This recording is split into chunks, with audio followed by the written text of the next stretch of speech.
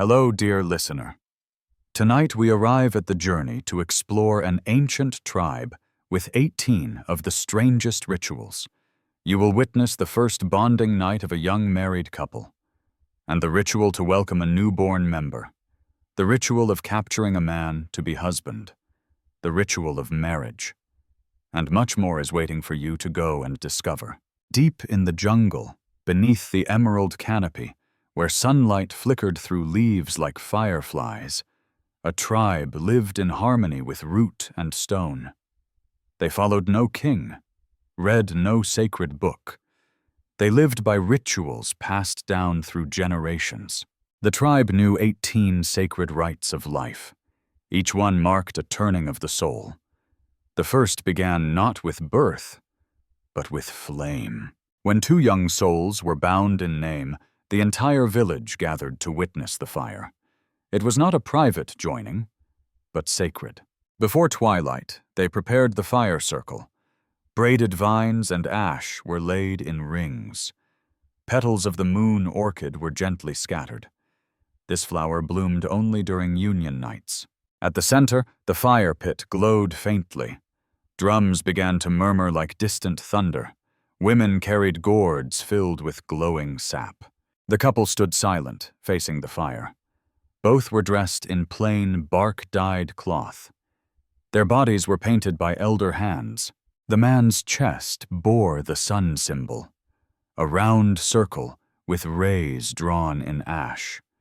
The woman's belly showed a silver crescent, the moon, shaped from crushed pearl and clay. These marks called upon life and balance. The tribe believed fire awakened fertile spirits. As drums deepened, the elders began chanting. Low voices rose like wind through trees. Children were hushed. The fire hissed softly. The couple stepped barefoot into the circle. Their hands touched. Their eyes did not waver. From the crowd, the firekeeper approached slowly. She was old, wrapped in woven smoke-colored cloth. Her fingers clutched a smooth red stone. "This," she whispered, "is the ember of life. Only your joined breath may make it burn." She placed the stone between them on earth. They knelt, leaning forward, foreheads gently touching. Together they exhaled, breath flowing over stone. The stone glowed faintly, then sparked with light. Gasps rose from the watching crowd in awe. The ember had awakened. The bond was true. If the ember failed, they would try again next moon. Some couples lit no flame, but tonight the gods had answered with warmth. The firekeeper nodded and stepped back. Without speaking, the couple turned and left. They walked toward the sacred lover's cave, carved into stone beyond the northern grove. No other feet walked there but the joined. Inside, old carvings lined the smooth cave walls. Beasts, moons, lovers, and ancient fire gods. There, alone, they spent the joining night. Outside, the fire burned until morning's light. Villagers sang soft songs until stars faded. At dawn, the couple returned from the cave. Their steps were slow, but their hands linked. If the woman bore red dye on lips, the union had been fully sealed in spirit. The dye was gifted by elder women secretly. She would only wear it if accepted. If her lips were bare, none spoke aloud. They would return on another moon's night.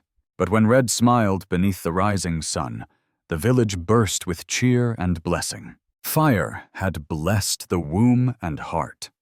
A new soul might soon join the tribe. They were now fully bound in sacred flame, and the first rite had found its shape. The couple were gifted woven cloaks of leaf. Their feet were washed in rivers' morning water. Old songs were sung for 7 more nights. For 7 days they were not to work. They walked the village hand in hand. Elders blessed each step with ash and flower. Their hut was painted in red and gold. Symbols of sun, moon, and fire adorned it. At night they lit a new home flame. From that ember, their life would grow. Each morning, she placed her palm to belly. If the warmth lingered, it was a sign. The tribe believed life stay. Whispers moved gently among old women's lips. They watched for her glow, her slower step.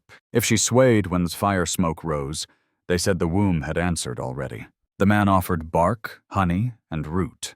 He hunted early, brought back wild eggs. He placed feathers at the cave's stone door, a gift to the spirits of that night. By the full moon, a new rite began. But that, dear listener, is another story. Tonight we close the circle of the first. The fire has spoken, and the lovers united. The tribe sleeps beneath stars, quiet with joy. And so ends the tale of flame and breath, the first of 18 sacred paths of life. After the first night beneath carved stone ceilings, the woman walked slower, holding her middle. The tribe watched her with silent, knowing eyes. She lit her home flame each morning at dawn. If the smoke curled left, it meant nothing. If it turned right, whispers began to spread. On the 5th morning, the smoke turned right. She felt warmth deep behind her navel. Elders gathered in the hut without speaking. One brought red thread wrapped around smooth stone. This was the signal to begin the second rite, the conception sign, known as the red thread. The woman was bathed by elder women only. They sang softly, hands dipped in warm root water. Then they rubbed her skin with crushed flour paste. The man could not enter the hut that day. He waited outside, head bowed, holding bark leaves.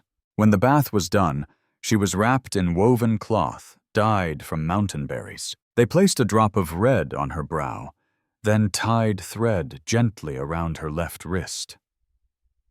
If the thread held firm overnight without breaking, the ancestors had accepted the life inside. If it broke by morning, silence followed again. The couple would wait and try once more, but her thread stayed whole till the sun rose. When she stepped outside, women clapped and wept. The man took her hand, pressing it gently. He tied a red thread around his own wrist. Then the third thread was tied between them, knotted gently between their two hands. This thread would stay for 9 sunrise cycles. If it broke before then, all joy paused. They were not to cut it, only protect it. Even while sleeping, the thread must remain. It taught them how to move together. It reminded them to breathe, not rush. They cooked as one, walked as one.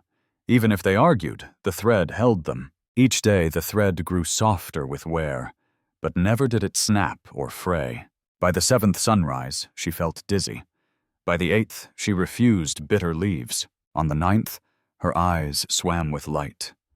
The thread between them glowed with sacred dew. The elders declared the sign complete and sealed. The woman was now called She Who Carries. The man was named Watcher of the Thread.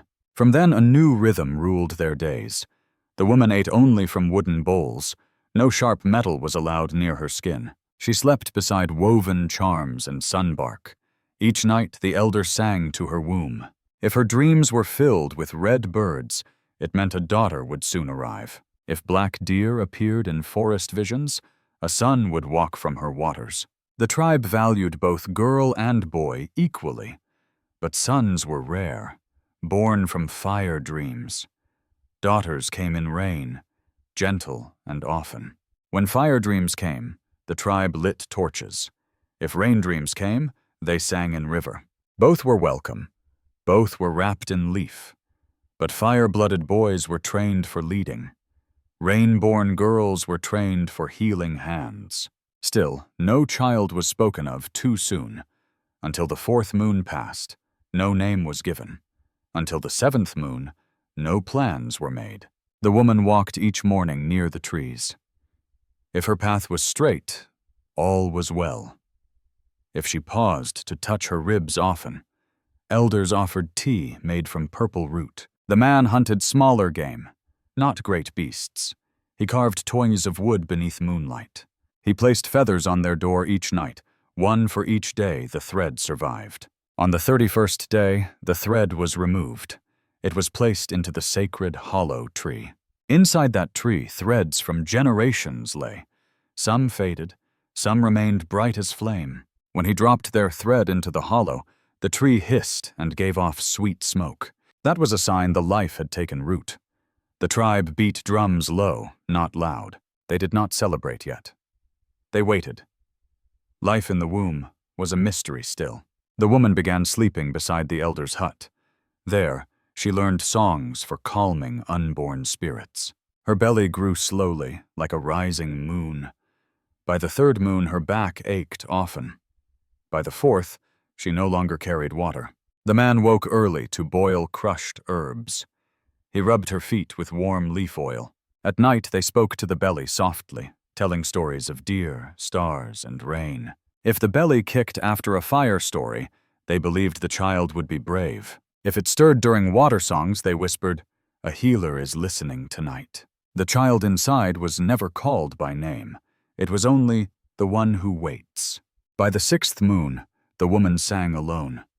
Her voice was deeper, touching something ancient. Even wind paused when she hummed to trees. The elders smiled, for her spirit had changed. She was now not just one, but two. When fireflies followed her through the dark, the tribe said, "The child has spirit light." No one dared speak of the birth yet. That ritual was held far from the village. In the deep cave beyond the river bend, a secret place waited for the time. Only women knew its full path and depth. Even the father would not walk there. That sacred moment belonged to blood and breath. And so, dear listener, this tale now closes. The red thread has done its gentle work. The womb has spoken with ancient flame. What comes next is birth, pain, and light. But for now we rest in quiet hope. Let the next moon rise without fear, and prepare for the third ritual to come. The moon hung low, swollen and red. Her belly mirrored the moon's slow rise. Each step now pressed into the earth deeply. The village walked quieter as days passed. No loud songs, no drumbeat after dusk. They whispered, watched, and made space for silence. When her back curved with the child's weight, the elder women gathered in her doorway. One placed a carved shell against her belly. Another tasted the wind behind the hut. The oldest stared into flame without blinking. Then they nodded. The time had come. The child waited at the gate of blood. At dusk, she was led to the river. Only women walked that path with her. The man remained behind, eyes full of fire. He lit 7 candles in their empty hut. He did not speak again until morning. The women carried water, herbs, and bark cloth. They did not carry fear, only songs. Their path followed the river's winding arm to the deep cave behind the stone veil. The entrance was hidden by hanging moss. Only those who bled life knew the way. Inside, the ground was warm, breathing slowly. Stones glowed faintly from fungus and steam. In the center was a shallow pool, its water dark, still, and sacred. This was where all tribe-born children entered. No hut ever saw a first cry. The woman undressed and stepped into water. Elder hands supported her with practiced grace. They began to hum a low chant. It echoed across the curved stone walls. Her eyes closed. Her breaths grew faster. Pain rippled through her in steady waves. The first blood touched the pool's surface. It spread slowly, curling into soft patterns. A sharp cry escaped her clenched teeth. The women did not panic or shout. They kept singing, steady as tree roots. Their palms held her hips like anchors. She gripped stone with both trembling hands. The water began to tremble beneath her. Then came silence, long, still, and deep. One more breath, then another stronger push. From between her legs came sacred pain. Then the wet sound of new arrival. A baby, slippery and purple with life, floated gently into waiting elder arms. They did not cut the cord immediately. Instead, they raised the child toward the roof. "Air," one whispered. "Give him his first air." The baby cried once, then again stronger. That sound filled the cave like thunder. Women wept, but still kept singing. The mother's eyes opened and locked on him. The cord was cut with sharpened shell. Blood dropped into the water and vanished. The child was passed into her arms. She kissed his forehead without saying words. Then she pressed him to her left breast. If he suckled before the third breath, he was marked as strong by the spirits. This child latched quickly, hunger guiding him. The cave breathed out as if satisfied. Afterward, the water was drained into jars. It would be poured on sacred ground later. No blood of birth was ever wasted. The pool was scrubbed with ash and flour. Then they lit incense of crushed pine bark. One woman traced symbols on the mother's back, spirals, circles, and twin curved lines. These were signs of protection and healing. She must wear them until the 8th night. If they faded too quickly, the child weakened. If they remained clear, the child thrived. At sunrise, the women walked back home. The mother carried the baby across her chest. No man was allowed to see the child until the 6th hour of full daylight. The father stood at the edge of path. His eyes were swollen, feet bare and cold. When he saw her walking toward him, he knelt with both palms pressed down. She placed the baby into his hand slowly. He held him as if holding the sun. Then he cried, not loud but deeply. This was not weakness, this was thanksgiving. He raised the child above his head. Born of blood, born of flame, he said. May you carry the fire of our name. The tribe circled them in silence first. Then an elder shouted, He breathes! He breathes! The people raised branches, leaves, and feathers. Each danced in wide, slow circles around them. Children placed smooth stones at the baby's feet. Each one whispered a dream into the stone. A girl said, May he climb every tree. An old man whispered, Let him listen well. By nightfall, the baby had a name. It came not from the parents, but stars. The elder had waited for 3 bird calls. When the 3rd bird cried near the fire, he looked up and spoke the name. Tao. It meant silent thunder behind the mountain. The crowd repeated it 3 times in unison. From that moment, Tao belonged to the tribe. The mother was placed in the healing tent. She would rest there for 9 full days. No visitor could speak above a whisper. No man could enter without elder approval. They burned herbs beside her each evening. The smoke told spirits not to take her. She was washed with moon water every 3rd morning. The baby lay always beside her, swaddled tight. If he cried too long, elders sang. If he slept too deeply, they watched. By the 9th day, her bleeding slowed. By the 12th, she could rise and walk. Then the final part of the ritual came, the naming bath beneath the rain tree. There, the baby was dipped at 3 times, 1 for sky, 1 for earth, 1 spirit. His feet were marked with coal and salt, then pressed onto bark for record-keeping. That bark would be tied high in trees, where the wind would read his name forever. Thus ends the ritual of blood and water. From pain came breath. From breath came Tao. Next comes the choosing of the child's path. The 4th ritual, shaped by dreams and fire. Tao was cradled in silence and leaf. The forest watched him with unseen eyes. At night, fireflies danced above his skin. He did not cry often, only listened. His mother whispered songs beside his ear. By his 7th day, a choice awaited. The 4th sacred rite now stirred to life. Every child was born with a hidden path. That path was revealed through sacred dream. On the night of the 13th sunrise, the child would sleep beneath the spirit tree. No one spoke to the child that day.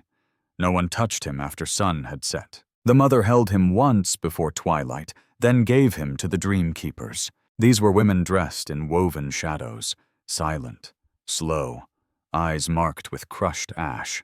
They carried Tao into the forest heart, where the spirit tree rose beyond breath.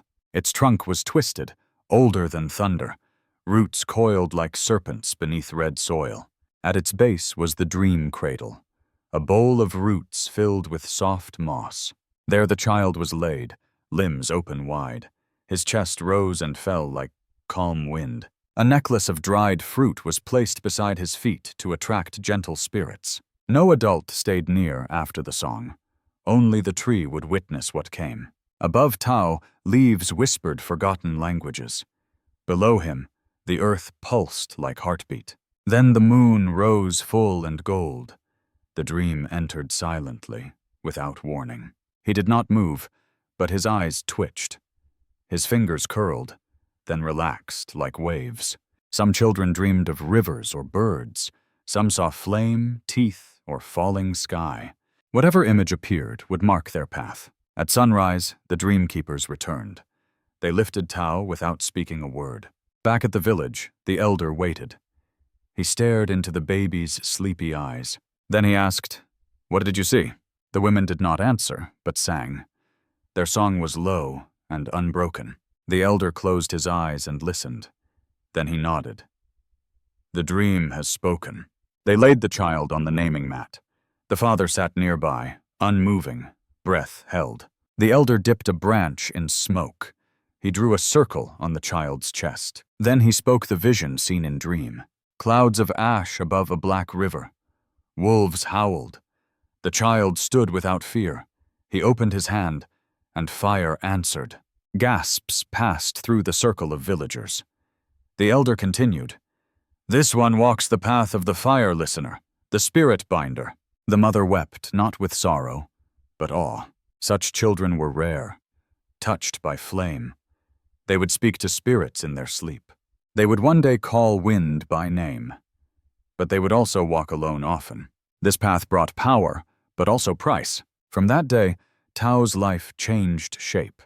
He was no longer simply child of flesh. He was now child of fire and bone. A mark was drawn upon his wrist, a spiral coiled inwards like listening ear. He would wear this mark for 20 moons. Each moon, the mark would be renewed. If it faded too soon, danger followed. The village made new rules for him. No sharp sounds near his sleeping place. No bitter herbs passed near his lips. His cradle was lined with smoke-stained feathers. A pouch of salt was tied to it. At dusk, a stone bowl of water was placed beside him while he slept. The spirits of fire were drawn to silence. They would not disturb a still home. By his 30th day, Tao laughed alone. He stared into flame without blinking. The elders watched and nodded slowly. "The fire listens," they whispered to each other. But power must be shaped, not worshipped. So the 5th rite now waited ahead. This was the choosing of the first teacher. A child's first guide was never a parent. It was one chosen by dream and ash. The elder brought 3 teachers before the fire. One held herbs. One held a hunting spear. The last held silence. Empty hands offered. The child was placed in the center. Each teacher stood at one side, watching. Then the baby was left alone, crawling. He moved slowly, unsure but drawn forward. He paused first near the hunter's feet, then turned, crawling toward the one with silence. There he reached for the empty hands. The crowd sighed as the elder nodded. "He has chosen the path of listening." The woman with empty hands stepped forward. She pressed her forehead to his gently. "I accept the silence," she whispered, "and will carry it beside him always." She became his second mother, his guide. That night, the tribe feasted in hushed tones, for joy could still be quiet and deep. Tao slept beneath the stars without crying, and fireflies blinked in patterns above him. The elder watched from the high stone seat. He placed a carved feather beside his knee. "This one will not follow easy roads," he murmured, "but he will not fall." So ends the tale of the first dream. So begins the path of the spirit child. The next rite awaits beyond these flames, a ritual of youth, courage, and blood. Tao grew as the roots of trees do, slow, steady, and but always reaching deeper. By his 7th year, he walked with fire, not in hand, but in gaze and voice. He spoke little, but every word landed firm. When he watched the trees, they hushed. The tribe now prepared his next trial. The 5th ritual, the first blood hunt. This rite was not about the kill. It was about fear, breath, and return. No child could lead without facing prey. Not for meat, but for the spirit. Each boy and girl faced this alone. They would enter the forest before dawn, return only with blood on their hands. But not all brought death with them back. Some returned with their own wounds bleeding. Some returned with feathers, fur, or claw. What mattered most was the mark of courage. 3 days before the hunt, Tao fasted. Only river water and bitter root passed. He slept on the ground near the fire. His teacher watched but said nothing aloud. Others whispered he might bring down shadows. Some feared he would not return at all. But Tao did not shake or stare. He listened. He waited.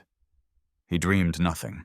On the fourth morning, before sun broke, the elder placed red ash on his face. "Child of fire," the elder said softly. "Walk forward. Leave the path behind you." Tao nodded, took the hunter's staff in hand. He wore no shirt, only bark-wrapped feet. The forest swallowed him without sound or trace. No one followed.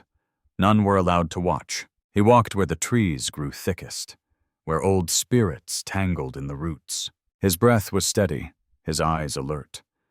But he hunted not with rage or hunger. He hunted with honor and with stillness.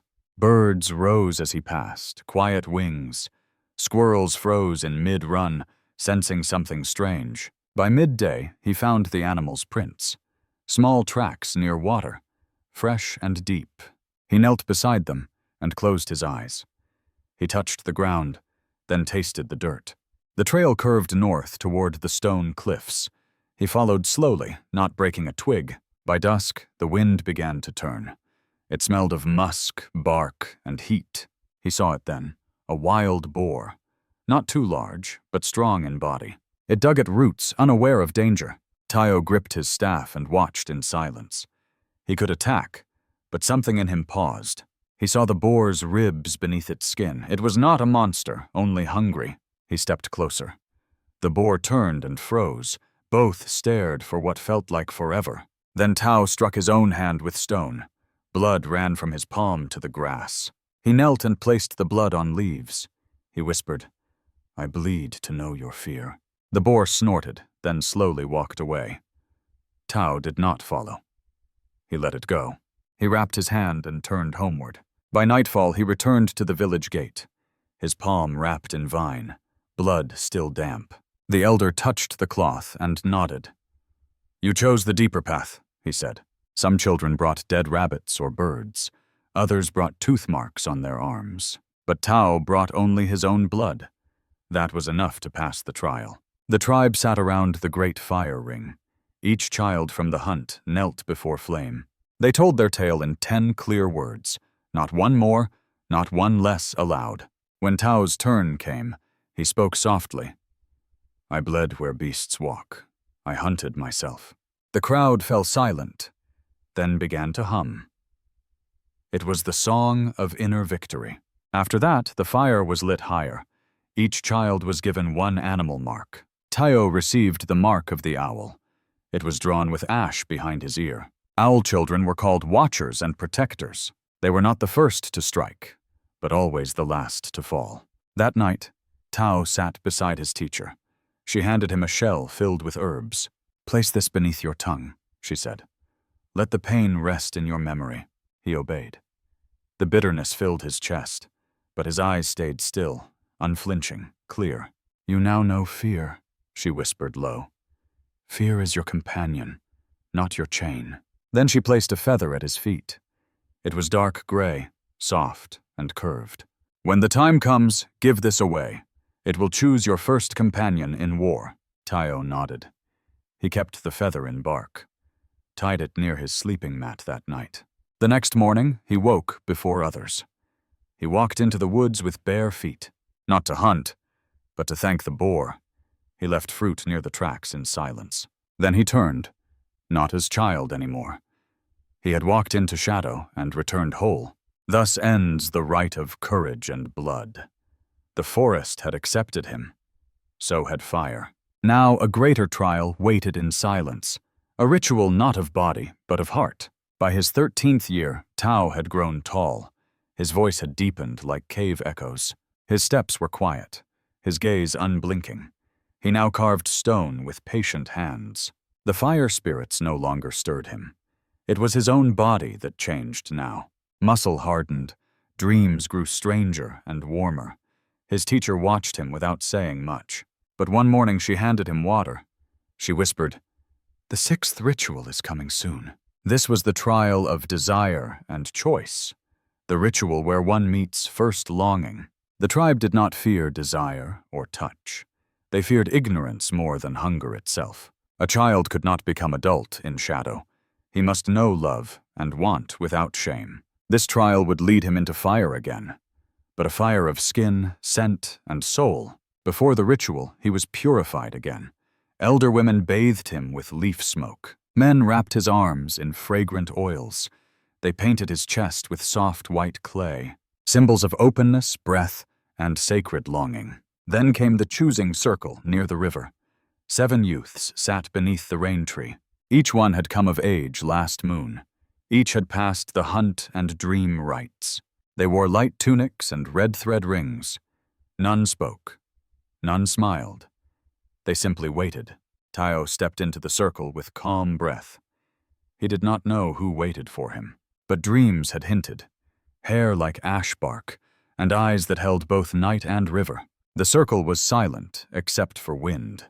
The elder stood and raised a wooden mask. "You will walk with eyes closed," he said. "You will not see, only feel and listen." Tayo nodded. His teacher tied the mask.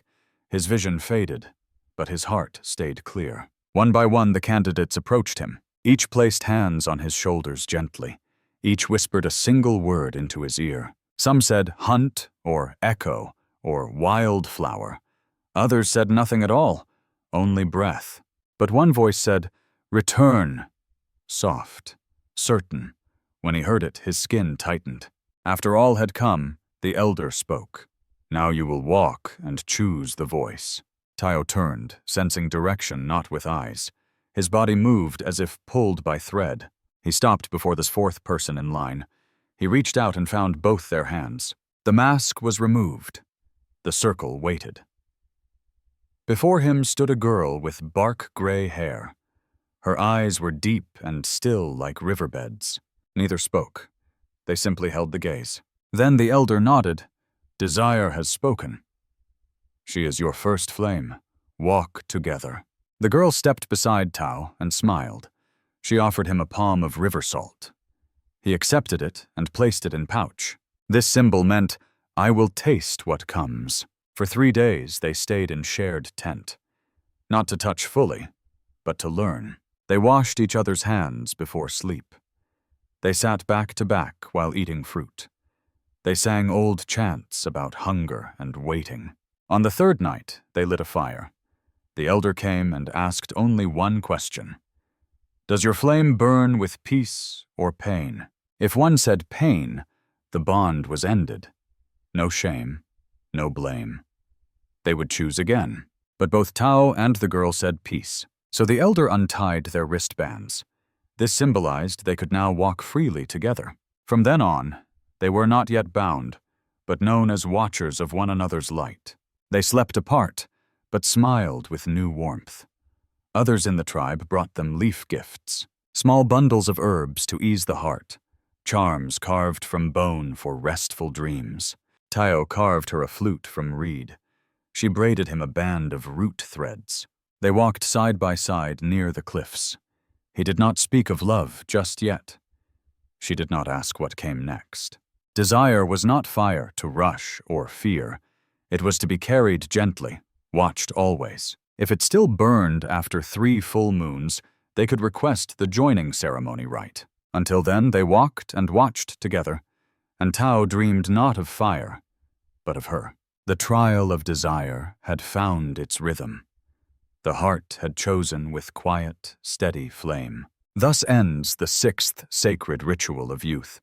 But ahead waits a rite far older still, a test of capture, will, and reversed roles. Not all unions were chosen by men. Not all paths were walked with equal steps. In this tribe, a sacred balance remained. If a man could choose by desire, so too could a woman by capture. The 7th ritual was the proof of this, the rite of taking, the woman's hunt. Only those who had bled with the moon for 13 cycles were allowed to join, and only those who had passed desire's trial were strong enough to attempt the capture. The girl who walked beside Tao had passed. Her name was Linhi, meaning root beneath stone. She had watched Tao in silence for moons. She had known his step, his shadow, breath, Now the elders declared the right had come. It was her moon to walk the hunt. But this was no chase done with violence. It was a trial of reading and readiness. A woman must wait, plan, and strike true, not with blade, but with thread and eyes. At sunrise, the tribe gathered near the plain. 5 men stood blindfolded, so clothed in red leaf. Each had been chosen as eligible partners. Each had accepted to be hunted this day. Tayo stood among them, still and patient. The women gathered on the far side. Each one wore feathers behind both ears. They held ropes of braided yellow string. These were not for tying, but touching. When the drums sounded, the hunt began. The women entered this forest alone and quiet. They would not return until dusk's last breath. Their task, to touch the one they chose, to place the rope gently across his shoulders. If he accepted, he must remain still. If he stepped away, the bond dissolved. Some women returned with no partner found. Some men stood untouched until dark fell. But others returned with hands clasped tightly, eyes soft, silence heavy with shared fire. Linny stepped through the brush with care. She tracked Tao by the way birds scattered. She listened for his breath beneath the wind. She moved like water through roots and moss. Tayo stood near a twisted banyan tree. He did not speak, but he heard her. She paused, waiting until his spine relaxed. Then, with both hands, she placed the rope across his shoulders, gently as falling mist. He did not move. He did not flinch. He only breathed. Slow, low, deep. That stillness was his answer. He had accepted. They stood that way until the 4th drum. Then Linny stepped beside him and removed blindfold. Their eyes met, but no words passed. Together they returned to the edge of clearing. Other pairs had already begun to gather. The elder walked among them with fire ash. She marked each chosen man on the chest, a single black dot over the heart. Then she marked the woman's forehead with oil, a spiral for those whose hunt succeeded. That night, the chosen pairs sat in circle. They did not sleep in the same tent, but they shared food from the same bowl. Tao and Linhi broke root cake together slowly. They drank river tea and said nothing. This silence was part of the binding. For 3 nights, they repeated this quiet ritual. Only after the 3rd were words allowed again. On the 4th day, they walked the same path. They returned to the place of capture. There, they exchanged tokens made by hand. Linhi gave Tao a comb of carved horn. He offered her a pouch of dried seeds.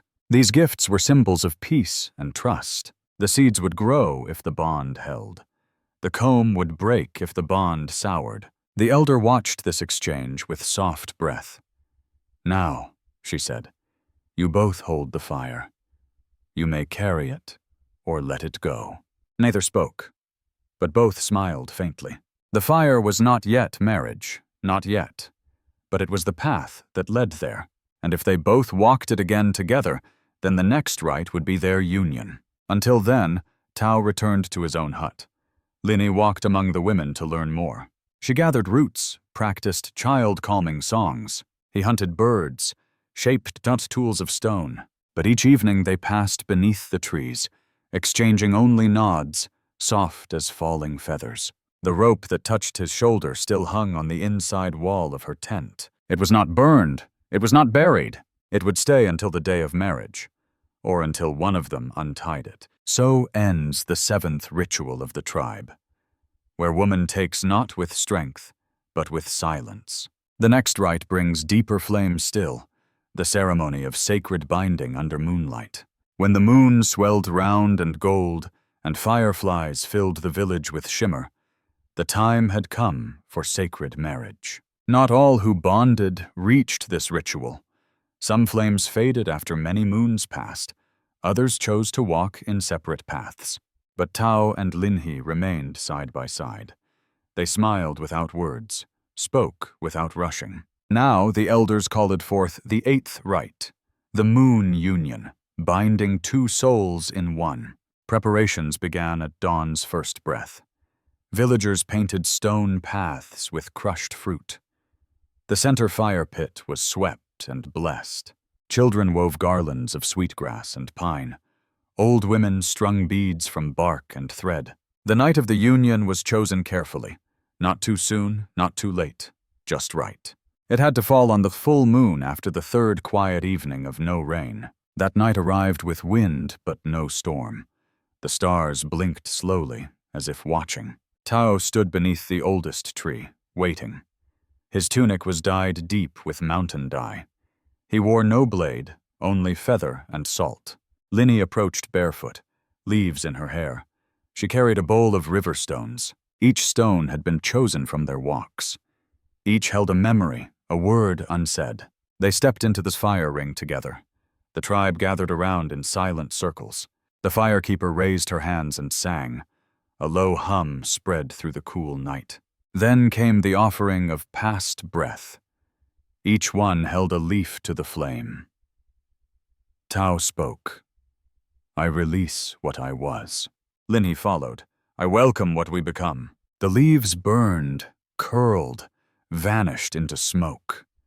That smoke was believed to carry their promise to the first lovers who watched from stars. Next came the sharing of first water. Linny poured spring water into Tao's hands. He lifted it to her lips gently. She drank once, then poured for him. He sipped and smiled. The circle exhaled. Water was sacred, more than food or flame. To give water was to say, live first. Then came the binding thread ceremony. A red thread was brought by 2 children. They were twins born on last rain night. One held thread, the other held knife. But the knife was dull, made of wood. It would not cut skin, only fear. Tao and Linny sat back to back. Their wrists were tied together with thread. The elder asked them 3 sacred questions. Do you come by will, not force? Do you carry truth in your hands? Will you remain even through ash and silence? Both answered yes without shaking voice. The thread was knotted 3 times, slow and firm. Each knot represented one of their names. What they were, what they are, what they'll become. Then the children stepped back, and silence grew. The firekeeper raised a cup of smoke. Inside it burned crushed herbs, feathers, and root. She waved it around the couple's joined hands. Smoke curled upward, like breath of mountain spirits. Now you are one, she whispered low. Not to own, not to bind, but to witness. Then the thread was cut with the dull blade, not to break, but to free. Each kept their half of the thread forever. Linny tied hers into her braid. Tao tucked his beneath his chest wrap. At that moment the drums began to beat. Not loud, not fast, steady and low. Elders rose and began the circle walk. One by one, they passed the new pair. Each elder placed a mark on their palm. Ash, oil, sap, salt, bone, wind, stone. 7 marks for 7 steps of marriage. After the last elder passed, the crowd opened. Children ran ahead, scattering petals and seeds. Tao and Linhai walked the path together, hands brushing, but not always touching. They would now share one hut, one fire, but not one soul. 2 hearts still remained. Marriage was not melting into each other. It was learning to carry the same flame. That night they returned to the sacred cave. The same cave where all joined hearts began. But this time no watchers waited outside. Only stars bore witness to what passed. In the morning they returned without garlands. Only ash remained on their hands and cheeks. The tribe clapped gently, not with cheers, but with soft palms, like rainfall on bark. Marriage was not celebration. It was recognition. The 7th night after, they lit their hearth. They placed 2 stones at the fire's edge, one carved with sun, one carved with root. Their hut would now carry their bond forever. Others could visit, but never change its fire. Every full moon, they would renew the bond, not with ritual, but with silent closeness. A bowl of spring water beside the bed. A bit of salt placed on the tongue. A whispered word only they could understand. This was marriage in the old forest. Not legal, not loud, but deeply lived. So ends the 8th sacred ritual of life. One flame joined to another beneath the moon. But ahead waits the 9th rite of passage, where seed becomes root and life returns again. 3 moons passed after the moon union night. Tao and Linhi now shared one fire daily. Their hut stood between river and elder trees. Smoke rose each dawn from their clay hearth. They lived quietly, but the tribe watched. For now began the 9th sacred ritual. The blessing of seed. First step toward parenthood. No child came from hope alone. It required balance, rhythm, signs, and spirit. Before a womb could carry new life, the body must be seen and prepared. Linny rose early to walk the stream. She carried a clay bowl of still water. She sat in silence and watched her reflection. If it rippled without wind, it was time. On the 4th morning, the surface shifted suddenly. No wind, no fish, only sacred movement. She returned without a word and knelt. Tao saw her hands trembling slightly with breath. He brought herbs crushed from mountain root. He poured warm water over her tired feet. That evening, they sat before the elder matron. She was the keeper of the child gate, old as bark, eyes dim but knowing. She touched Linhi's wrist with both hands, then nodded slowly. Your root is open. Now the fire must be carefully tended. Linny was not sent away to rest. She was not coddled, but guided clearly. She must follow 9 days of sacred action. On day 1, she ate only white food: boiled yam, pale nut, and flour paste. On day 2, she fasted, but drank deeply. Only water with crushed fern leaf allowed. Day 3, she bathed under falling water. No hands touched her, only soft leaves. Day 4, she lay on warm stone alone. She hummed the first songs of the unborn. Day 5, she wept for her old self. The tribe gathered and sang without words. Day 6, Tao walked with her silently. He carried nothing. She carried fire in bowl. They circled the village once, then returned. Day 7, both planted a root together. If it sprouted by the 13th moon, it meant the womb had spoken clearly. Day 8, they burned old garments from childhood. Ashes were stirred into the cooking fire. All food from then on carried their ash. They now fed from memory and renewal. Day 9, they lay together in silence. Not for desire, but sacred connection. They breathed in rhythm, palms on each chest. If they felt the same heartbeat, it began. That morning she woke with warmth in belly. She touched below her navel and smiled. The elder returned with a stone of salt. She placed it beneath Linhi's tongue gently, then waited. If it dissolved within 10 breaths, the womb had begun to soften and rise. The salt vanished by the 7th inhale. The elder nodded again. Prepare your spirit now. Next came the blessing fire ceremony at dusk. Only Tao and Linhi were allowed to attend. They walked to the fire circle hand in hand. There, 3 sacred logs waited without flame. Each log represented a path: mind, blood, breath. Tao struck flint, Linny fed the spark. Together they blew gently until fire rose. They placed dried root, feather, and a thread. These offerings linked future child to past tribe. They were not praying for a son. They were not hoping only for daughters. Both were honored, rain and fire alike. But the spirit that answered would decide. As the flame grew, Lini sang low. It was a lullaby only mothers knew. She did not learn it. She remembered it. Some songs came from bone, not lips. Tayo sat beside her, arms around knees. He closed his eyes and saw no fear, only a small form wrapped in pale cloth. He did not see face, only shape. But he whispered, "I will wait for you." That night they lay beneath fir and leaf. Rain touched their roof, soft and slow. And somewhere in the dark, something shifted. A soul turned, listening for a voice. From that moment, Linny's path changed shape. She moved slower. Her eyes grew deeper. Her laughter came less, but warmer when heard. Tao watched closely, never asking too much. Each morning she offered fruit to the fire. Each evening he rubbed her back with oil. They waited without forcing the future's pace. After the third moon, her belly changed. It swelled gently, like rising mountain mist. The elder returned, pressing ear to skin. She smiled. "There are 2 heartbeats here. Gasps spread through the gathered family nearby.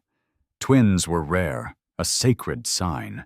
The tribe prepared soft cloth and twin beads.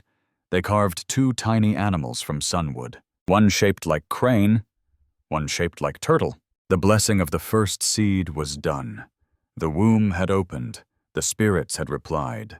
But birth was another journey of pain. And before that came the 10th ritual, the naming of the future, shaped by vision.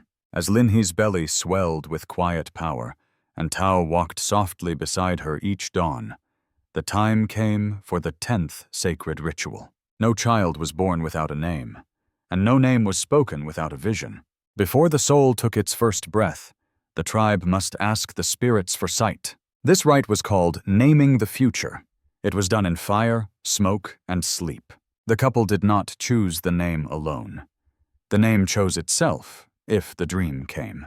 On the eve of the 7th moon turning, Tao and Lini fasted from salt and speech. They bathed together in river water at dusk, then walked to the dreaming cave in silence. Inside, the walls shimmered with old symbols. Ancient mothers had carved them before first light. Spirals, waves, eyes, stars, hands without fingers. No fire burned here, only glowing moss. No words echoed, only breathing and memory. The couple lay on cool mats of fern. Each held a small stone in one hand.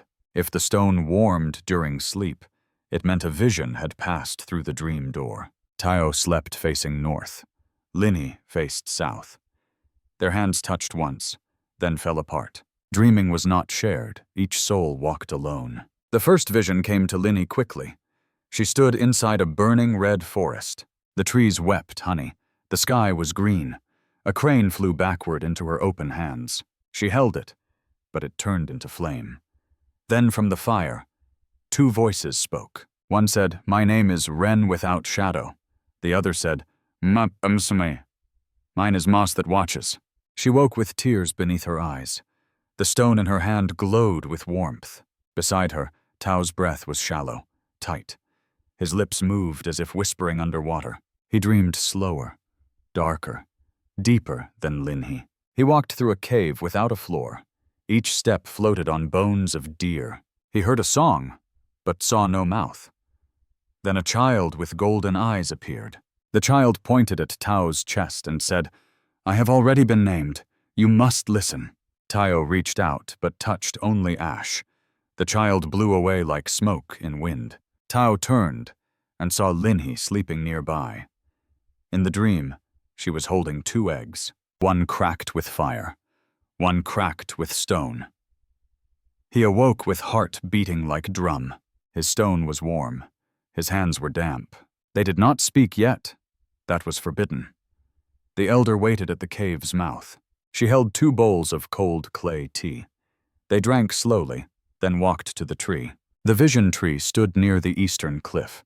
Its trunk was pale.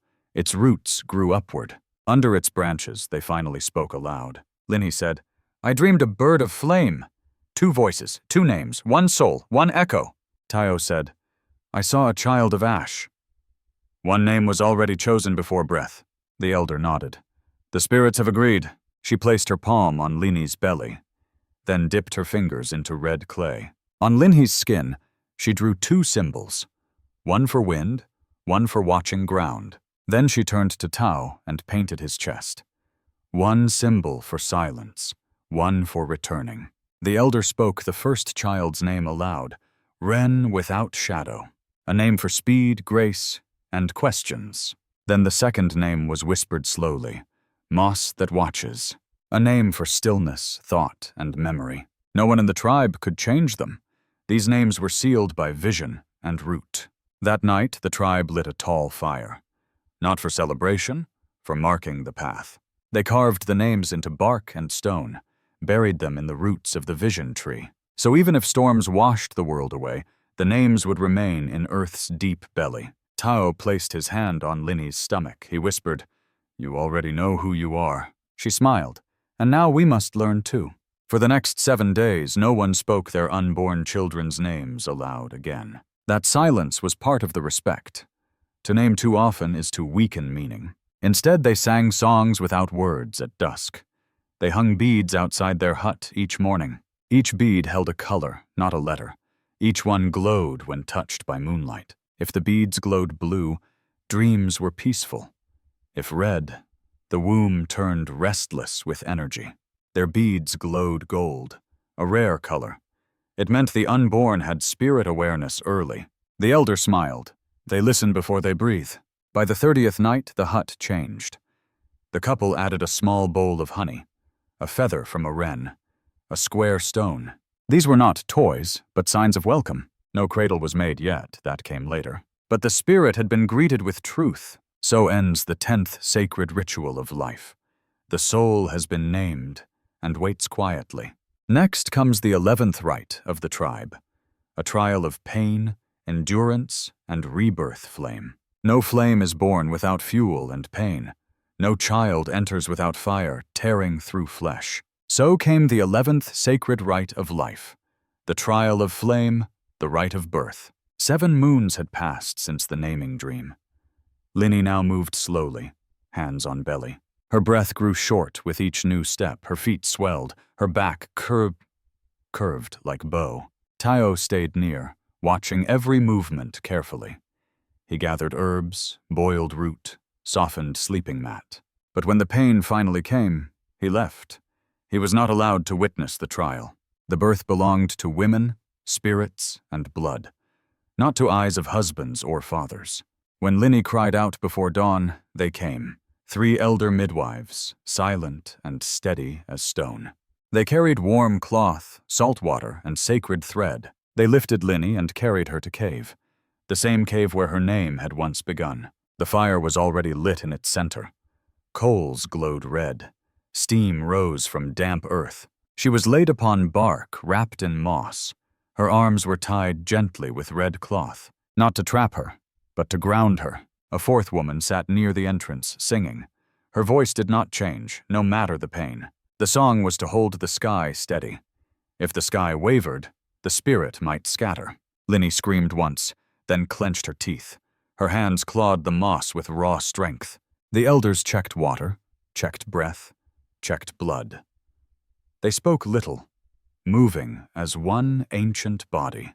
The first child pressed downward by midday. The fire cracked loudly, a spirit signal. Linny wept, but no tears fell outward. The trial was hers alone to carry. Then came the burst. Blood, water, silence. And finally the cry, sharp as thunder.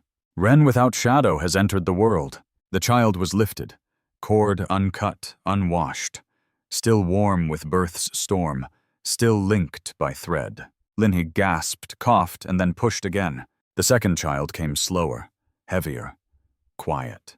His body curled, his skin pale and wet. For a moment, all sound inside the cave stopped. Even the fire held its breath in fear. Then, a cough, a twitch, a soft cry. Moss that watches has entered the world. The elders did not cheer. They nodded. They wrapped both in warm cloth and leaf. But they were not yet children.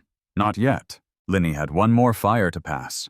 The midwives pressed heated bark to her stomach. They whispered songs only mothers of twins knew. Linny groaned, shivering, tears finally spilling downward. But she did not faint. She did not break. She endured until her blood ran clean again. Only then were the children placed in arms. Each still carried a piece of her breath. They suckled slowly, eyes shut. Fists clenched. Outside, the tribe waited without making noise. Tao sat on stone, eyes to the forest. When the singing changed, he knew they lived. He did not rush to the cave. He waited until smoke rose from entrance. That was the sign the trial had ended. The firekeeper stepped outside and spoke. Both children live. Both cried. Both drank. Tayo collapsed forward, forehead pressed to earth. He whispered a prayer without words or sound. That night the fire pit was not lit. The tribe did not feast or dance yet. They watched the sky, waiting for first stars. If 3 stars appeared in one straight line, the spirits had blessed the birth with strength. That night the stars aligned perfectly. The elder drew 3 lines on the ground. She placed salt, honey, and ash atop them. Salt for the blood, honey for the voice, ash for the memory of what burned. Tayo was called to the center fire. He was handed a bowl of warm water. In it floated 2 red threads, unbroken. He drank it all without spilling a drop. This meant he accepted the pain she bore. Even though he did not bleed or scream, he would carry its weight for the future. At sunrise, Linny emerged from the cave. Her arms held both children, still and quiet. No one spoke, no one clapped or sang. The elder met her and placed a feather between the children's heads, blessing both dreams. Then she said, "You have walked the flame. You may now walk the earth again." Linny walked home slowly, each step sacred. Tao met her at the door, trembling. He did not speak, only bowed deeply. She knelt, and he touched the children's feet. Only after touching their feet could he rise. This showed he honored their strength above his own. Their hut was quiet for 7 full days. Visitors came, but stood outside in silence. Only elders entered, one at a time. Each whispered a single blessing over the children. Walk far. Speak truth. Hear rain. Bend. Never break. By the 7th night, drums returned to fire. The tribe lit the largest torch in years. Its flame reached as high as the trees. That was the fire to mark endurance. The trial of flame had been survived. The children had entered. The mother had endured. The father had waited. The tribe had watched. So ends the 11th sacred ritual of life, not of joy, but of sacred burning strength. What follows is the 12th softest rite, the first night of the child among stars. Birth was not the final step for a child. There was still the sacred night of welcome. Every soul, after pain, needed light and air. And so came the 12th rite of life, the first night among stars, the world's embrace. 7 days after the child's first cry, the family led them to the sky. No roof, no smoke, no walls of bark, only earth beneath and stars above. That night, both spirit and body were accepted. Tao and Linny prepared all throughout the day. They gathered soft moss, shaped a resting cradle. They carved a shallow bowl from river wood. Inside it they placed salt, honey, ash, thread. These were the gifts from fire and blood. Each item carried one prayer without words. Salt to protect, honey to soften fear, ash to remind, thread to bind the unseen. By dusk, the village gathered near the rise, a small hill where no tree blocked sky. A fire was lit, but not too high. This was not a fire for dancing songs. It was a guiding flame for soul vision. Linny carried both children in her arms. Wren, without shadow, stirred. Moss that watches slept. Tao walked beside her, hand holding the bowl. He did not look up, not yet. The elder stood at the top of rise. She wore no crown, no robe, only silence. As Tao and Linny approached, she stepped aside. They placed the children on the moss bed, one to the left, one to the right. The tribe sat around them in wide circle. No one was closer than 9 steps away. This distance gave the spirits room to move. Then the elder spoke into the dark sky. Spirits of sky, water, stone, and breath. These children have come from fire to flesh. Now they seek their name among the stars. She raised both hands. The drums began softly. Not rhythm, but pulse. Not music, but heartbeat. Tayo placed one bead on each child's chest. One black, one white, both carved with spirals. If the beads rolled toward each other, the children's souls were said to be linked. The crowd held its breath and waited. The beads did not move for a time. Then, with a small breeze, they shifted inward. A soft gasp passed through every villager's lips. The elder nodded. They will walk beside forever. Next came the naming echo. Not names again, but the memory of names spoken in sky. The elder called, "Who speaks for Wren tonight?" One woman stepped forward from the silent circle. She had dreamed of a bird in fire. She said, "Wren will follow light through ash." Then the elder asked, "Who speaks for Moss?" An old man limped forward with closed eyes. He said, "I saw roots watching the wind." Moss will listen where others speak too loud. With these echoes, the names were complete. They now belonged to the world, not womb. Linny wept softly, but not from sorrow. Her tears were offerings for time and truth. Tayo placed both hands on the moss. He whispered, "They have walked the dream already." Then the firekeeper brought 2 tiny cloaks, one stitched with feathers, one lined with bark. The children were wrapped, lifted, and kissed. One kiss to the forehead, one to the chest. This was called the double door blessing. It meant open your mind, protect your heart. After the final kiss, the drums stopped. Only the crackling fire remained between breaths. Then the tribe began the star circle walk. One by one, they passed the children slowly. Each dropped a single item into the bowl, a shell, a leaf, a tiny carved tooth. Each gift was a message from the tribe. "You are one of us," each item said. "You will never walk without our shadow near." When the last gift was placed inside, Linny lifted the bowl and held it high. She sang 3 notes, low, high, then rising. This melody would be the family's spirit tune. Whenever danger came, they would hum it, and the tribe would know where to gather. Tao stepped beside her and added harmony. Not words, just breath woven through melody. Their song lasted for just 9 heartbeats, but even the stars seemed to listen. At the final beat, both parents bowed. The crowd did not cheer. They bowed too. This was not a celebration of power or pride.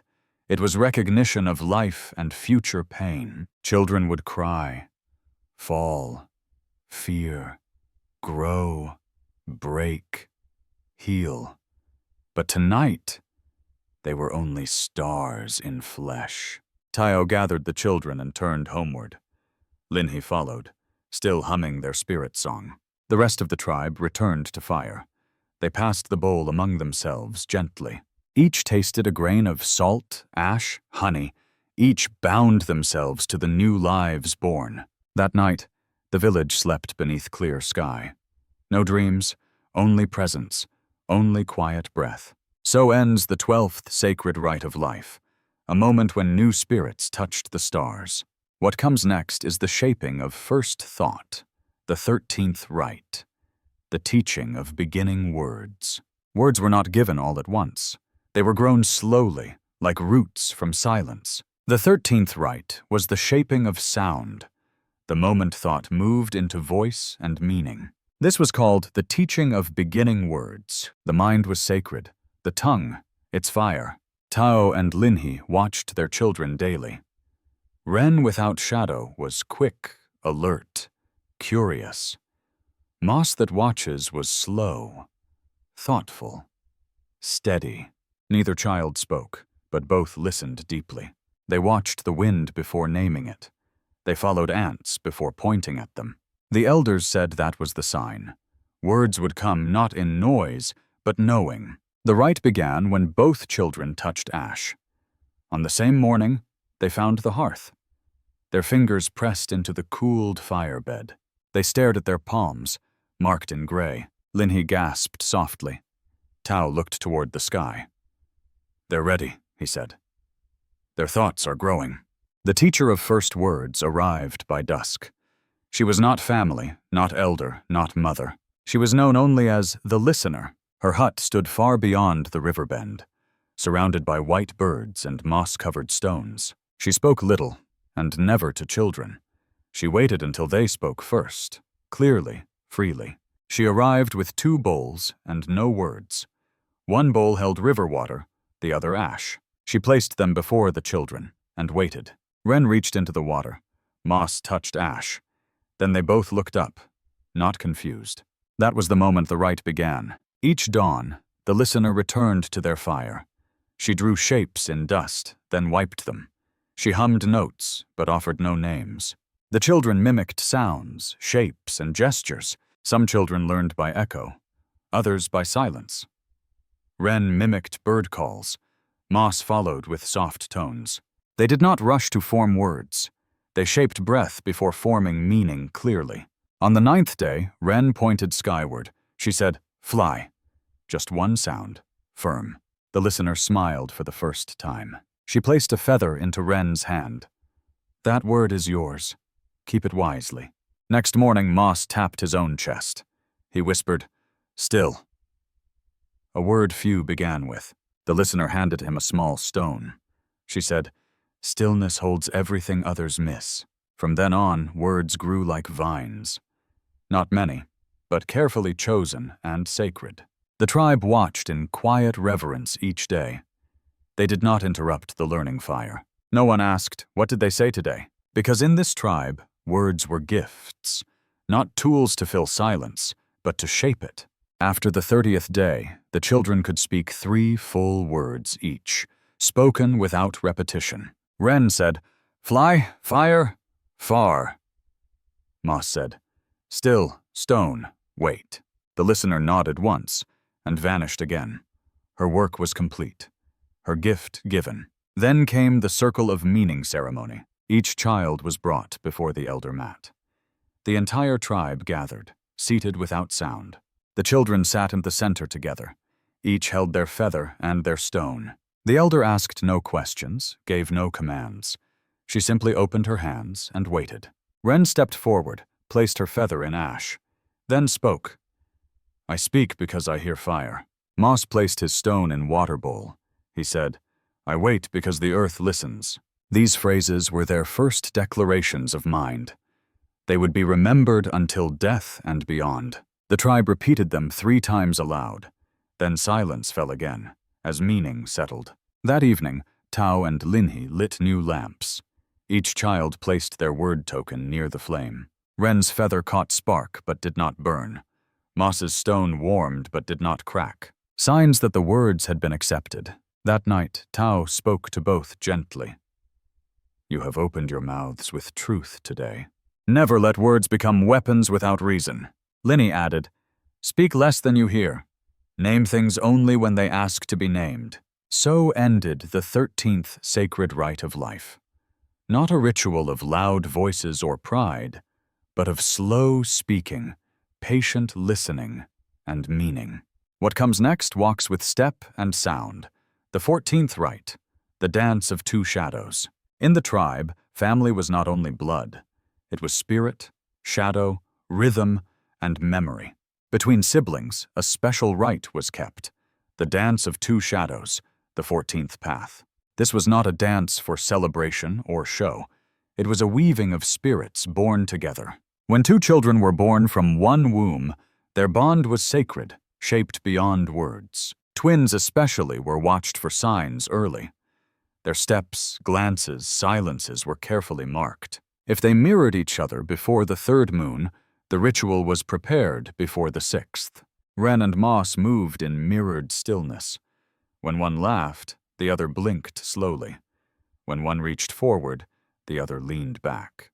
Their steps were not planned, but natural, as if one body carried 2 centers. Tayo noticed first, then Linny confirmed it. The elder nodded.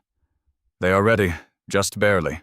The ritual must take place under twilight sky, between sun's leaving and moon's silent rise. The ground was cleared between 2 great trees. One tree bent left, one bent right. Between them hung a red rope with bells. The children were led there in leaf tunics. No feathers, no paint, no beads, only skin. They held small stones tied with bark thread. These stones would guide their steps without sound. No one spoke. No one taught them movements. They were to listen with their eyes only. The elder began with a single drumbeat.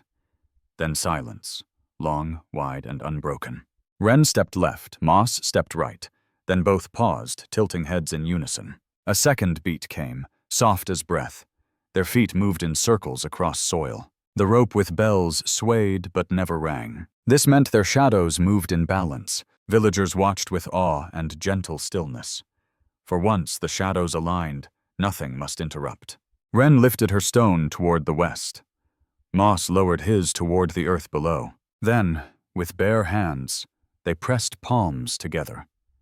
Their foreheads touched. Their feet matched in step. 3 full circles around the red rope. Still no bell had sung, a rare sign. Most pairs triggered sound by the second turn. But Wren and Moss danced like wind and water. The 4th beat came. They froze, breathing deep. Each child dropped their stone to the center. The elder stepped forward, eyes lowered in respect. She picked up the stones, held them high. "If the lines match," she whispered, "they are sealed." She turned both stones for all to see. Each bore the same spiral, drawn from dream. A perfect match, though carved by separate hands. A cheer rose, soft and slow like sunrise. The bells finally rang as wind passed through. But they had not rung by foot or misstep, only by nature's own hand, a blessing. Then came the final part of the ritual. The binding thread of shadows, soaked in night water. The elder wrapped it gently around both wrists. Not tight, just enough to hold warmth. "You will walk apart someday," she said, "but your shadow will always follow close behind. If one falls, the other will wake. If one breaks, the other must bend." The thread remained for 7 days only. After that, it was placed beneath their pillows. If they dreamed of each other that night, the bond would be permanent, lasting past death. Linny sat at the edge of the circle. She wept silently, hands clasped near her mouth. Tayo breathed slowly, his chest full and wide. They had not taught the dance, they'd watched, and now they witnessed what no teacher could shape. That night, Wren and Moss slept side by side, the thread still around their joined small wrists. They dreamt not of fire, not of sky, but of walking barefoot through tall forest grass, of reaching for the same stone together, of laughing without voice beneath falling leaves. In morning, they woke at the same time. Both turned to each other and smiled gently, then said together, "We remember." The thread was removed and placed in bark. It was sealed with beeswax and river clay, buried beneath the stone path of their hut. So every step they took reminded them, "We came together, and we may part. But we will always return as 2 shadows." The dance of 2 shadows was now complete. So ends the 14th sacred ritual of life, where siblings become more than shared birth. They become 2 halves of one walking flame. Next comes the 15th rite, a test of strength, not of muscle, but of will and obedience. Obedience was not submission in this tribe. It was not silence, fear, or blind following. It was the ability to listen without pride, to follow a voice older than your own. So came the 15th sacred rite of life, the test of obedience, the elder's path. It was given only once in youth, and only to those who had spoken truth. Wren and Moss, now walking with sure feet, were chosen to receive the trial together. The elder summoned them with a single mark, a line of red clay across the door. They saw it at dawn and said nothing. For this sign required no questions or words. Tayo and Linhy stood aside that morning. They kissed both children, then stepped back. The trial began in silence and shadow. The children were led to the forest's edge. There stood 4 elders, faces covered in bark. One elder pointed toward the crooked path. Another held a pouch of 7 smooth stones. A third gave each child a strip of cloth. The last one spoke, voice like broken thunder. "You will walk the elder's path in silence. You will not ask. You will not refuse. You will obey, even if it makes no sense. If you break the silence, you must restart. If you hesitate too long, the spirits will turn." The first command was simple. "Take off your sandals and walk on thorn." Wren blinked once, but obeyed. Moss followed, jaw tight, breath slow. They walked across dry thistle and broken bark.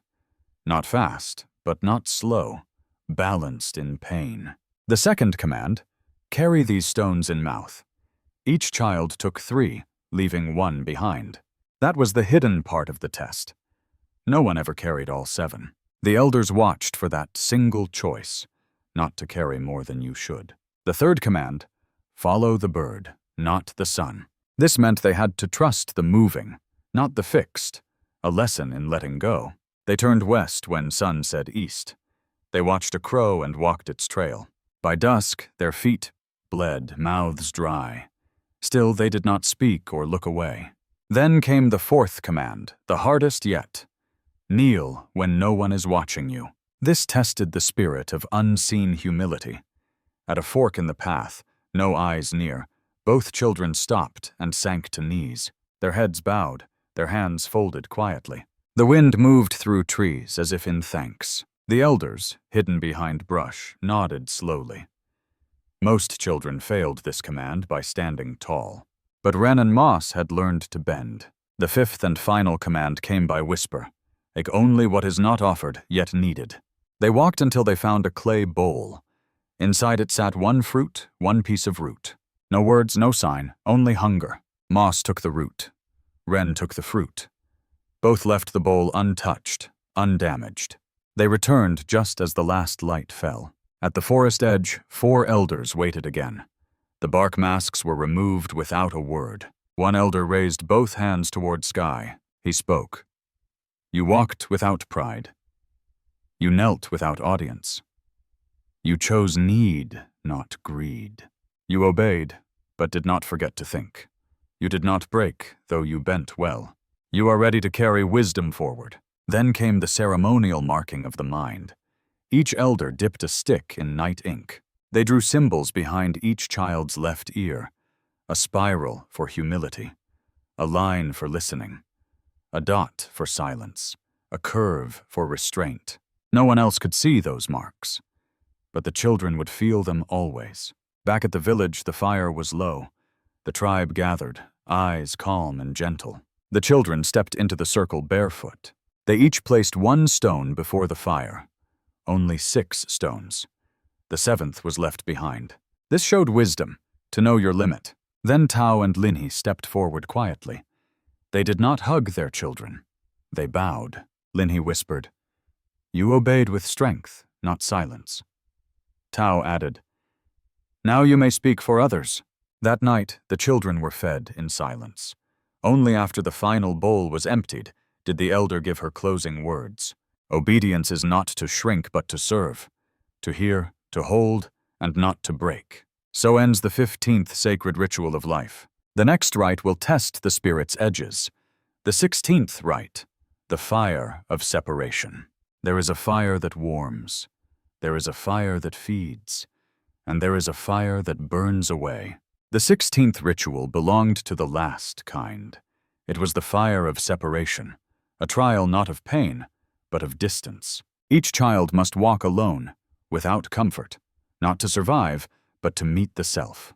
Wren and Moss had shared all paths before, but now the trail would split for a time. The elder called them to the smoke ring. There, the flame burned low but steady. They sat cross-legged, feet touching the ash. You are no longer shadow and reflection, she said. You are 2 full lights now.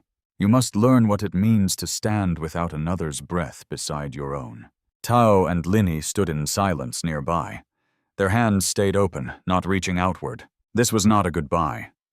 It was a beginning. Wren would walk to the western ridge. Moss would journey east into the hollow grove. Each place was sacred, chosen by ancestors. There, they would remain for 7 full days, without words, tools, fire, or familiar faces. Before they left, each was handed a torch. It was unlit, bound in red thread. This torch would only be burned at return, not for light, but for marking the change. That night, Wren walked alone into wind. Her steps were fast at first, then slower. She listened to the forest, not to fear. Each tree became a guide, not a wall. She slept beneath ferns, dreaming of ash. On the 3rd day, she found a stream.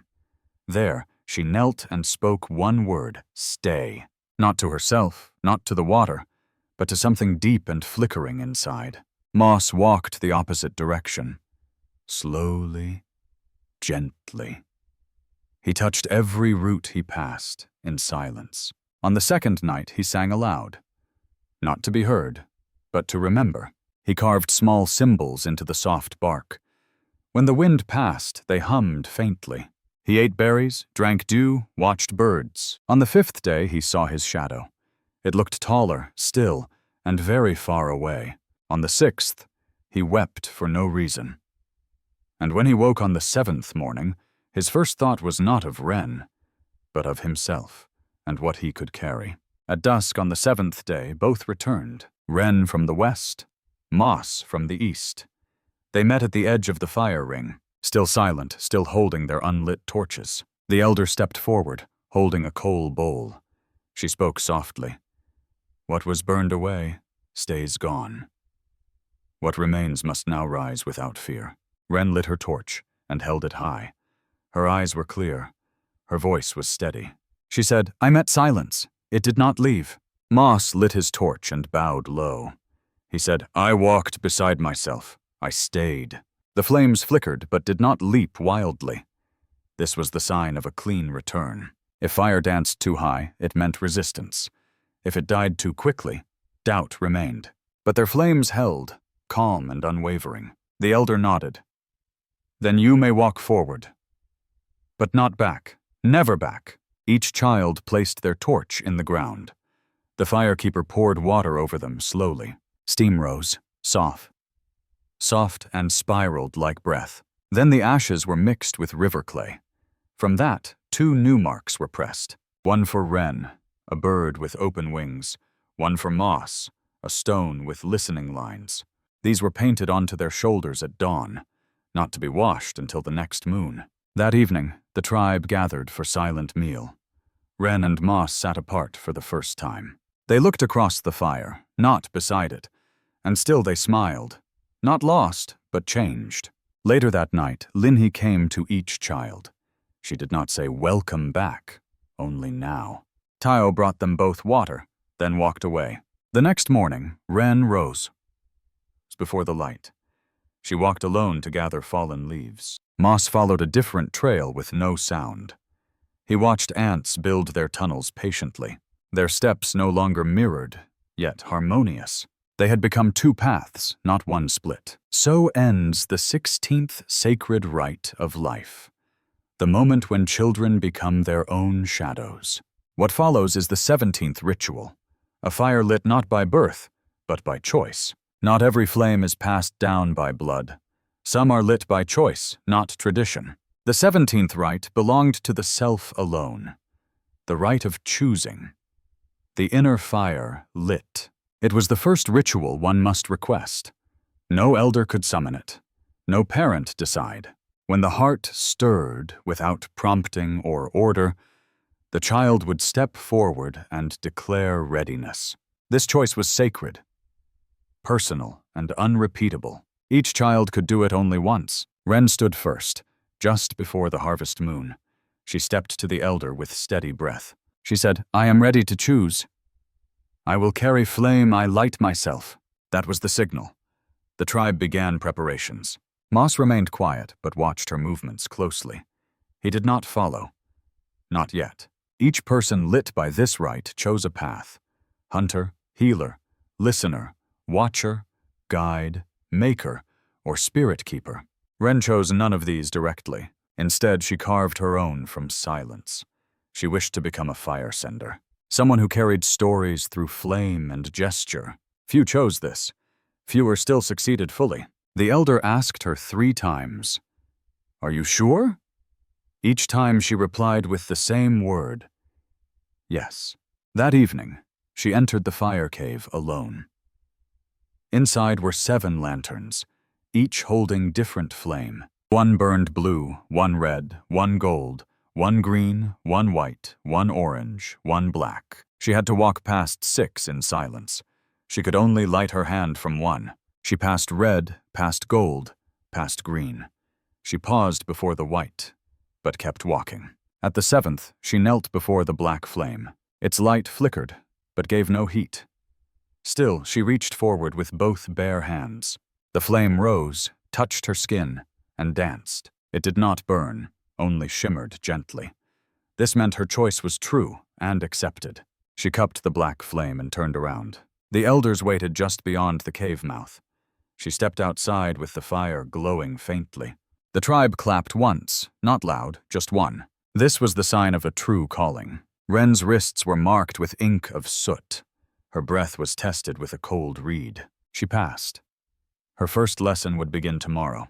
Moss waited 5 more nights in stillness. Then, beneath a starless sky, He rose. He went not to the elder, but tree, the vision tree, tall and split by time. There he pressed his hand to the trunk. He said only, "Now," and then stepped back. By morning he returned to the elder fire. "I am ready," he said, "to walk one path."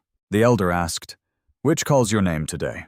He said, "The path of stillness and sight, the role of watcher, rare, dangerous, slow." Those who watched did not speak or lead. They saw what others missed in movement. They warned. They remembered. They walked alone often. But Moss had always belonged to silence. He was given a long staff of pine. He would not light a flame, but listen. For 3 nights he walked the boundary paths, watching stars, winds, the eyes of animals. He saw a deer limping but alert. He saw an owl change flight suddenly. He carved these signs into the soil. He brought back only 1 leaf and stone. The leaf had no veins, rare, ghost leaf. The stone was split without mark or crack. The elder touched them both and whispered, "Yes." His chest was marked with 2 circles crossed, the mark of the true watcher's eye. Wren and Moss had now chosen themselves. Their names remained, but now carried weight. Wren told stories through smoke and open hand. Moss walked before sunrise and after rain. Each night they returned not to childhood hut, but to their own spaces, made by choice. Their paths no longer walked in unison, but neither walked too far from the other. Each knew where the other slept at dusk. Each lit their own fire before sleeping. So ends the 17th sacred ritual of life, when the child no longer waits for permission. When fire is no longer inherited, but claimed. What remains is the last and final rite, the 18th path. Return to the circle. All paths, no matter how far they bend, must one day return to where they began. Not in body, but in spirit and silence. So came the 18th and final sacred rite. Return to the circle. The closing of life. This ritual did not belong to old age. It did not wait for death to come. It was a choice, a sacred homecoming, a rite only for those who had walked all others without breaking the invisible thread. Wren lit her fire before sunrise that morning. She carved no symbols, spoke no word. She placed 1 leaf, 1 feather, one stone. Moss stood beside this river's edge in stillness. His hands held nothing. His breath matched water. Both had now passed through the 17 gates. They had seen love, fire, blood, distance, return. They had chosen, fallen, risen, walked apart. Now they were ready for the final act. At dusk, the tribe gathered beneath the trees. The fire pit had no flame this time. Only red ash formed in a wide ring. This was called the memory circle, once a year. Only those ready to return could step in. The elder stood with no mask or cloak. She held no staff, no stone, no smoke. She said, "Tonight we do not teach or bless. We only witness. We only remember." Wren stepped into the circle first, barefoot. She carried a bowl filled with warm ash. She walked around the ring once in silence, then poured ash into the fire's center. "This is what I remember," she said. "The cry, the dance, the silence, the burn. I release it, and still it remains." Then she stepped back, not looking behind. Moss stepped next, hands open and empty. He knelt once in the ash, then rose. "I have watched enough," he said quietly. "Now I listen without needing to know." He took nothing. He gave no gift. That too was part of returning. The empty hand. The elder nodded. "Both of you have walked. Now you may sit among us without fear." At those words, a second circle was formed. This one made of people, not fire. Each villager stepped forward and sat in place. The children, the elders, the lovers, the broken, all who had once danced the rituals before, all who had bled, laughed, failed, carried, sung. They made space for Wren and for Moss, not in center, not on edges. Beside them, the fire pit remained empty, yes, empty, yet full. It needed no flame, only breath and memory. Then, from the dark, Linny appeared. She wore a plain robe, no color, no symbol. She held a cloth wrapped around an old comb. It was the one Ren had given her long ago. Tayo followed behind, carrying a feather box. Inside were all the beads Moss had ignored. They placed both offerings in the circle's heart, then knelt, palms touching ash without words. The elder spoke once more. You will forget the names of rituals. You will forget the symbols, the herbs, the chants. But you will never forget the silence between them. Let that be what you carry now. A wind passed through the trees without sound. No birds sang, no branches cracked. Only breath, only warmth, only stillness. Then the tribe began the return song. A chant with no beginning, no language, no line. Each voice joined one by one. Ren sang first, soft, high, steady. Moss followed, low, deep, slow. Then others joined, not in harmony, but truth. The sound rose like steam from damp stone. It held joy, grief, birth, loss, hunger, peace. It held everything that words could not name. As the song faded, the elder whispered, "It is done. You have returned." No one clapped, no one touched them. Ren and Moss stood slowly, side by side. They looked at the circle, then at each other. And finally, they looked up. The stars had appeared. Not many, just enough. 3 in a straight line, as when they were born. One flickered brighter than the others. Ren whispered, "They were always watching." Moss answered, "And now we see them too." That night, they did not sleep apart. They returned to the same place they were born, the cave of red stone and mossy ground. There they lit no fire. They simply rested in each other's presence, and the forest breathed with them. So ends the 18th and final sacred rite. Not with death, not with a name, but with the return to stillness, to center, to the circle from which all stories rise. You have walked beside them through every gate. Now, dear listener, the fire is yours. What you choose to carry forward is up to you. But remember, no fire ever forgets the hand that lit it. And so, we have reached the end of the path. 18 sacred rites, each one whispered through time and fire, from the first night of union to the final return beneath the stars. You have walked beside them, step by step, heartbeat by heartbeat. These were not just rituals. They were the shape of life itself. Love that was not always gentle. Birth that came with silence and pain. Bonding, obedience, separation. And finally, the choosing of one's own flame. In this ancient tribe, nothing was random. Every gesture, every breath, every pause was sacred. And now, dear listener, the circle does not close behind you. It opens. What will your first ritual be? What fire will you choose to light? Thank you for listening, for staying, for remembering. Until we meet again. Beneath the trees, by the fire, within the circle,